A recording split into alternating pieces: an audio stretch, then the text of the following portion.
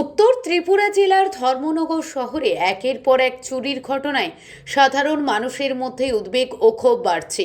শহরবাসীর অভিযোগ, গত এক বছর ধরে ধর্মনগর যেন চোরদের স্বর্গরাজ্যে পরিণত হয়েছে। প্রায় প্রতিদিনই কোথাও না কোথাও চুরির ঘটনা ঘটছে, অথচ পুলিশের কার্যকর পদক্ষেপ নিয়ে প্রশ্ন উঠছে। সর্বশেষ সোমবার গভীর রাতে ধর্মনগর শহরের শিববাড়ি এলাকার একটি শিব মন্দিরে আবারও চুরির ঘটনা ঘটে। স্থানীয়দের দাবি, গত 6 মাসের মধ্যে এই মন্দিরে এটি ষষ্ঠবারের মতো চুরি।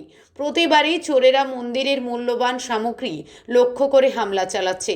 প্রাথমিকভাবে জানা গেছে, এবারের চোরের দল মন্দির থেকে তামা, কাঁসা ও পিতলের বিভিন্ন পূজার সামগ্রী নিয়ে পালিয়ে যায়।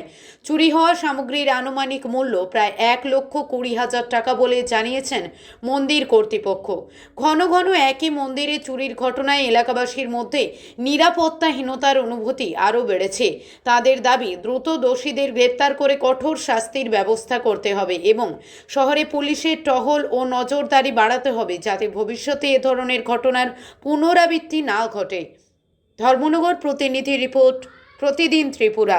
ধর্মনগর শিববাড়ি রোডের শিব মন্দিরে আনুমানিক 2টা-2:30 নাগাদ কে বা কাহারা আমাদের রেগুলার জিনিস যেমন কাঁসা দুর্গা পূজার সামগ্রী, শিববাড়ির সামগ্রী, তামা, কাঁসা, পিতল আনুমানিক 1,20,000 টাকার মতো চুরি হয়ে গেছে। আজকে সকালে যখন আমাদের রেগুলার ব্রাহ্মণ আসার পরে তালা খুলে দেখে আমাদের স্টোররুমে চাবি ভাঙ্গা, তালা ভাঙ্গা।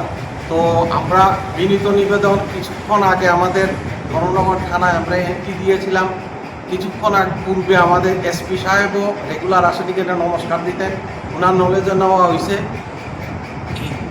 অল্প আগে আমাদের ধর্মনগর থানার ওসি ম্যাডামে এসে এনকোয়ারি করে গেছেন। উনি কথা দিয়েছেন, এসপি সাহেবও কথা দিয়েছেন, যেভাবেও এই চুরকে ধরা হবে এবং আমাদের চুরি হওয়া জিনিস সামগ্রী পূজারটা উদ্ধার করার কাজে তারা সাহায্য করবেন।